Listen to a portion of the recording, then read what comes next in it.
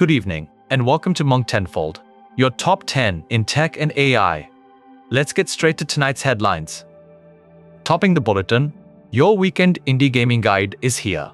Standout picks include a title where artificial intelligence constructs entire in-game utopias, plus a new 2D chapter in the beloved Moss series. A strong weekend lineup for indie fans. Turning to tech policy, OpenAI is rolling out a new safety measure for family accounts. When a teenager linked to a parent account is removed from ChatGPT for violating rules around violent content, the parent will now receive a direct notification. The move is part of a broader push toward platform accountability for minors.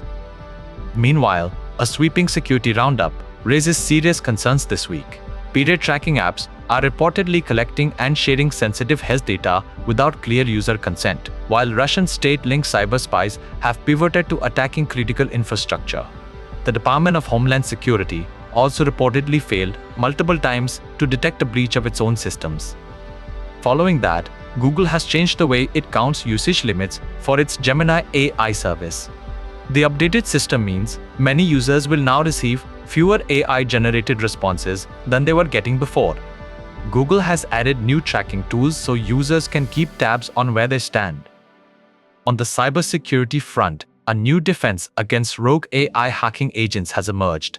A technique called context bombing floods a malicious AI agent with so much irrelevant information that it shuts itself down before completing its attack.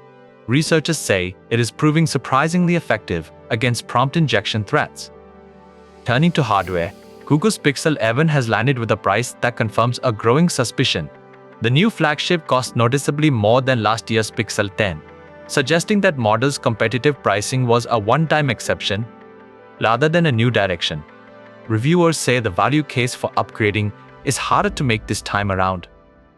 Meanwhile, one longtime cycling purist has officially changed their tune on electric mountain bikes.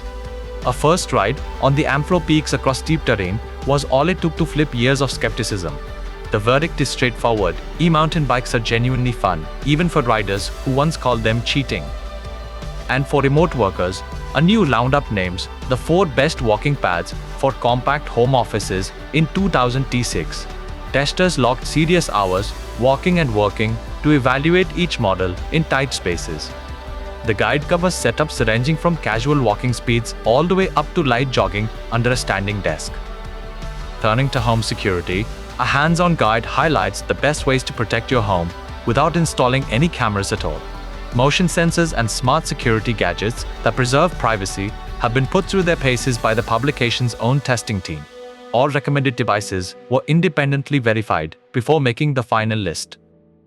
And finally, Balmuda's new Nature Wind Studio fan is earning attention for its unusually natural airflow.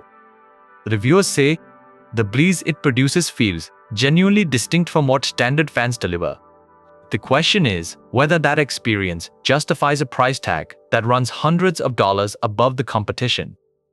And that's your top 10. From all of us at Typical Monk, thank you for watching. Stay curious.